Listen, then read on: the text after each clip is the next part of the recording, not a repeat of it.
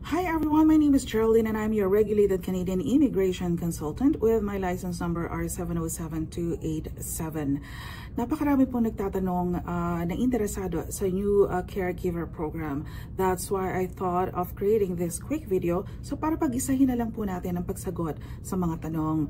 As you know, the caregiver program with its new name of Home Care Worker Immigration Pilot and it's a permanent residency application is mag-uumpisa na pong mag-accept ng application this March 31, 2025. So kung ikaw ay interesado na mag-apply sa pathway na to, this video is for you. So ano nga ba mga dapat mong gawin? Alam na naman natin na nilabas na ng IRCC or ng Canadian Immigration ang eligibility requirements para dito. So first, sa language, kailangan mag-score ka ng at least CLB4 for each skill ability. Speaking, reading, writing, and listening. Walang bababa sa 4 for those 4 skill ability. Number 2, sa education.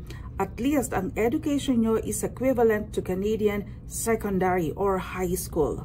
That can be assessed by sending your documents to organizations na assigned by the immigration to assess your education credentials.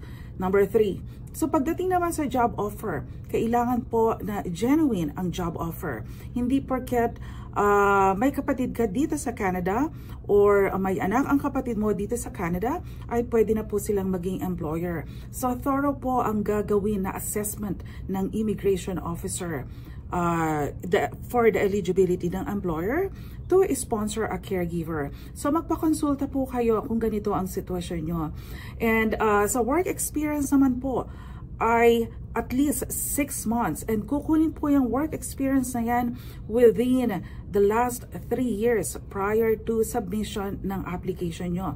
That means it is within February 22 to present lang ang work experience po na yan na makikredit po towards sa work experience na eligible to apply for the program.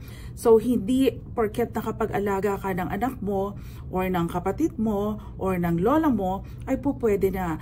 Pulido po dapat na work experience with supporting documents ang isasubmit nyo to support your application. Like kailangan po mag-submit kayo ng Certificate of Employment, pay stubs, bank transactions showing na may pumapasok po talagang sweldo sa bank account nyo, and reference letters, employment contracts, so SSS contribution and other government contributions. Those are among many other documents na pwede nyong isubmit supporting your work experience as a caregiver. So for example naman po, pumasok ka sa Canada or you are in Canada right now, pumasok ka sa Canada as a student, so wala kayong dineclare na caregiver sa employer history nyo at the time of your application. So ngayon, gusto nyo na mag-apply as a caregiver, may bigla na lang lilitaw na caregiver work experience. So hindi po pwede yung ganon.